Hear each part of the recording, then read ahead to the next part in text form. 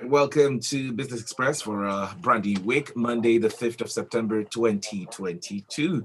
And of course, you'll be part of the show in a moment. But as usual, every weekday morning at 6:30, you hear the voice of Rotus Aderi bringing Business Express to you. Good morning, Rotus.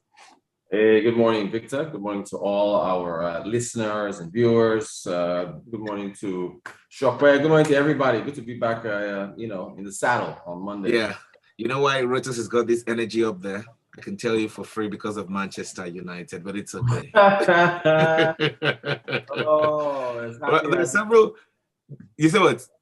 happy days, happy Yeah, days. yeah, good, Beating good, good. Well, Arsenal, you can trade that for anything in the world. We stop Arsenal streaks. That's what we do. Any hot streak, we bring it to an end for Arsenal. So we just, it's within fine. the context. It's fine. You win some, you lose some, right? Very, very true, very true. We lost two to begin the season, so you know how Exactly. it feels.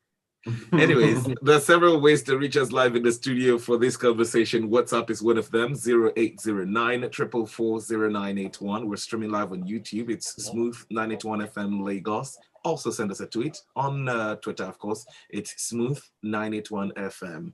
Well, today we'd like to look at partnerships. All right, we'll look at Nigeria partnering Binance and Talent City to establish virtual free zone in West Africa. Rotis, let's get this conversation started. Yeah, I know it's almost like a tech Monday, but just so that we're not always complaining about stuff going on in Nigeria, I thought this was interesting news and fairly upbeat news that and Binance is a crypto exchange, which is Right. which is very interesting that the federal government is partnering with them for this virtual economic free zone. They're trying to do what Dubai is doing. Dubai has they're working on their own virtual free zone where there's no tariffs, no taxes. It's just a zone that is supposed to promote trade. And the thing that what makes it virtual is that you can be in any part of the world and be able to trade there. So this is something for the future, but Talent City is also an establishment that is looking to develop, these smart cities where, Internet of Things and all these types of advanced, mechanics can take place in a particular area. I think it's of Lagos is where they are breaking ground. They've already broken ground, if I remember correctly. So the government is partnering with Binance and with Talent City to put that together. So trade has been the order of the day for quite a while. The African Continental Free Trade Area has gone into effect. We haven't really been able to take advantage of it completely, but there's that. There is a trade. I think that one ended over the weekend. The Caribbean they had their first inaugural Afri-Caribbean trade forum where they want to possibly join the African Union and do more trade with African countries from tourism and a whole bunch of things. So countries are signing agreements with each other. Trade boosts your competitive advantage depending on what you have a competitive advantage in, and allows you to earn foreign exchange and allows partnerships. And so you can have ease of visa restrictions between countries, which I know there's been some stuff going on with the UAE and Nigerian visas and stuff, but that's another story for another day. So essentially this virtual free zone, again, this administration is coming to an end.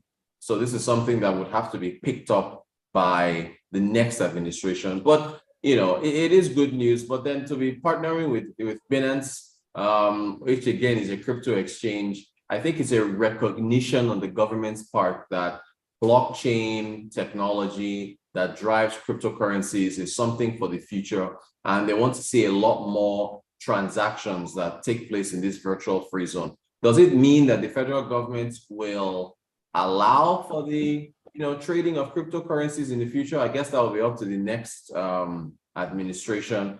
For now, the SEC has put out guidelines saying that it is their purview to regulate cryptocurrency. So I get that the CBN still is not allowing banks to facilitate cryptocurrency trading.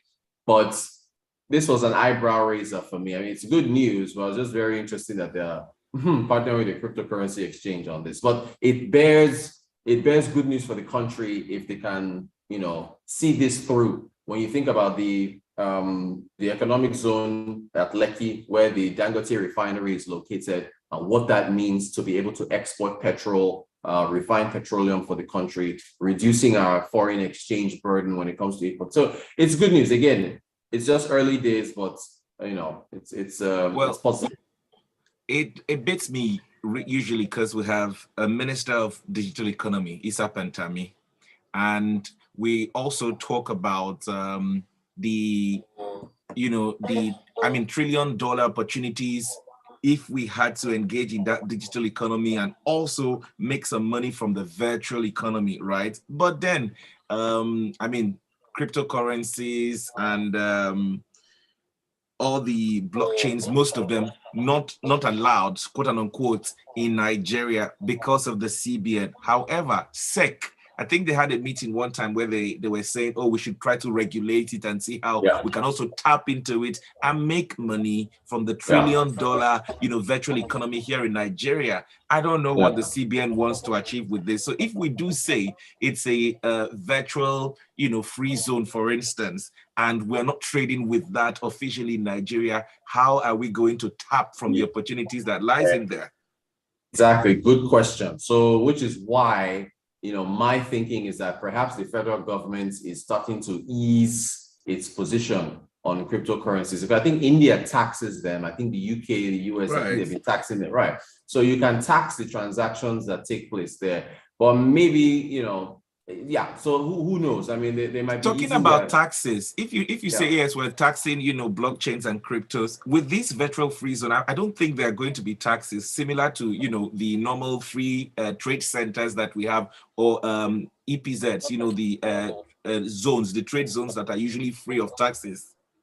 Yeah, true. So the thing is, from a revenue standpoint, what the other countries are doing, if you and I engage in a cryptocurrency transaction, then the government will tax it in order to try to get, revenue from it. I know India is looking at that. I think the UK does that, and the US. But for this, so there's one thing to tax a transaction just out of the way. For the zone, in terms of trade between other countries, maybe those taxes would be eased theoretically, since it's supposed to, the way Dubai is doing it, no taxes at all for that particular zone. So maybe that's where the difference would exactly lie. I know that usually no taxes when we talk about free zones, but quickly, just to throw this in, I recall when we signed the AFCFTA agreement, we were supposed to also be producing and making money from it. Rotus, you know how that happened. Again, This one, there's a partnership. Other countries will make money. I don't know how much we'll make from this one. So you see, Victor, now you hit the nail on the head. Nigeria, there's this guy, the secretary, what's his name? Secretary General for the AFCFTA, Wamkele Mena. He was saying that Africa still has infrastructure challenges that have not allowed it to take advantage of the Africa Continental Free Trade Area. Nigeria, as you know, has not taken advantage yet because our non-oil exports are still what? As far as foreign exchange is concerned, only 5%, even though non-oil exports make up or rather, non-oil makes up like 94% of GDP. So the infrastructure challenges are what are holding us back in order to take advantage of trade. You need power to be able to produce things and to be able to export them. We need cargo airports. So all these routes to market have to be improved. So until then, you're not going to realize the gains that you should be getting from these trade agreements. But there's a lot of potential there. You just have to. And again, this administration is on its way out. So, it's probably going to be left to the administration. Let's look at some of the messages on WhatsApp. Ogenel Chuko is saying this partnership with the private sector will be more likely to be a success because the Nigeria factor is eliminated. Ziko is saying, are you guys sure our federal government is aware that Binance is a crypto exchange firm? It's an interesting collaboration for me. And Benga Komu perhaps takes us to our next conversation where he says, what do you think about the NNPC claim that petrol will sell for 429 naira per liter if subsidy is removed? And go ahead, Rotus. Okay. Yeah, so thanks to Benga Kamul. Yeah, Yeah, Hakim Ali, who is the Comptroller General of Customs, while during, I think it was last week, while facing the House of Representatives, I think it was a finance committee, while looking at the 2023 through 2025 medium-term expenditure framework and fiscal paper for the budget, essentially, faulted NNPC's claims on how much fuel we consume. So he's the one that started all this. He publicly challenged the NNPC and said that consumption numbers are not true, because I think they said they released 98 million liters of fuel. Meanwhile, they're claiming consumption is 68 million liters. So he said there should be an investigation. So NNPC has now responded saying that, look, they're ready for an audit, and that they've released 68 million liters of fuel between January and August. And that they now went even deeper, which was, I guess when somebody is challenged, they'll now start releasing information. They now talked about the landing cost of fuel, average landing cost, translating into 462. But that is at, I think, the official rates. That multiplication that they did was at the official rate of 430 or so. I think it was $1.20 something or $1.30 something. They now times that by the official rate of 420 or 429, 430. That's what he came up with.